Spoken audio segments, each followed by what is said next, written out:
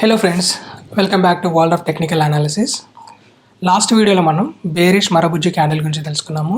ఈ వీడియోలో మనం హ్యామర్ ప్యాటర్న్ గురించి తెలుసుకుందాం. సో ఈ హ్యామర్ ప్యాటర్న్లో మీరు గమనించినట్లయితే రియల్ బాడీ అనేది చాలా చిన్నగా ఉంటుంది. సో లుక్ లైక్ మనకి హ్యామర్లా ఉంటుంది, సుత్తలా ఉంటుంది. సో దీనికి ఒక స్మాల్ అప్పర్ విక్, తర్వాత ఈ అప్పర్ విక్ అనేది మనకు రియల్ బాడీలో 50% కంటే తక్కువగా ఉంటుంది. తర్వాత లోయర్ విక్ అనేది చాలా పెద్దగా ఉంటుంది.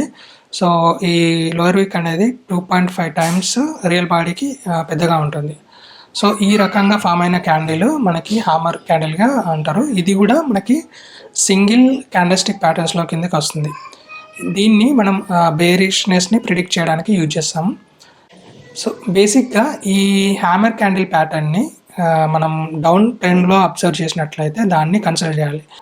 అలాగే దీని యొక్క బ్రేక్అవుట్ కండిషన్స్ని ఎలా చూసుకుంటే, ఈ క్యాండిల్ యొక్క హై అండ్ లోని ఏదైతే నెక్స్ట్ క్యాండిల్ ఏ క్యాండిల్ అయితే బ్రేక్అవుట్ చేస్తుందో, అంటే ఫర్ ఎగ్జాంపుల్ డోజీ కనుక డోజీతో హై బ్రేక్అవుట్ ఇస్తే దాన్ని మనం కన్సిడర్ చేయొద్దు.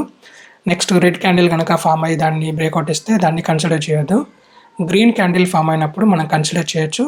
అది కూడా గ్రీన్ క్యాండిల్ యొక్క ప్రీవియస్ క్యాండిల్ యొక్క వాల్యూమ్ని మనం కన్సిడర్ చేసుకోవాలి. ప్రీవియస్ క్యాండిల్ యొక్క వాల్యూమ్స్ ఏదైతే ఉన్నాయో ఆ వాల్యూమ్స్ కంటే ఈ బ్రేక్అవుట్ క్యాండిల్ యొక్క వాల్యూమ్స్ అనేవి హైగా ఉండాలి. అప్పుడు మాత్రమే ఆ బ్రేక్అవుట్ని మనం కన్సిడర్ చేయాలి. సో దీని యొక్క టార్గెట్స్ని ఎలా సెట్ చేసుకోవాలి? ఈ టార్గెట్స్ని మనం డౌన్ ఫాల్ నుంచి, అదే డౌన్ ట్రెండ్లో ఎక్కడి నుంచి డౌన్ ట్రెండ్ ఫామ్ అయింది దాన్ని మనం తీసుకొని అక్కడ నుంచి మనం ఫిబొనాచి డ్రా చేసుకుంటే మీకు టార్గెట్ 1, టార్గెట్ 2 అనేది వస్తాయి. అలాగే స్టాప్ లాస్ని కూడా మీకు లో వాల్యూ ఉంటుంది కదా ఈ క్యాండిల్కి, ఆ లోని -1% తోటి మనం స్టాప్ లాస్ని సెట్ చేసుకోవచ్చు. నెక్స్ట్ వీడియోలో మనం దీనికి అపోజిట్ అయినటువంటి హ్యాంగింగ్ మ్యాన్ క్యాండిల్ గురించి తెలుసుకుందాం. Thank you for watching. See in the next video.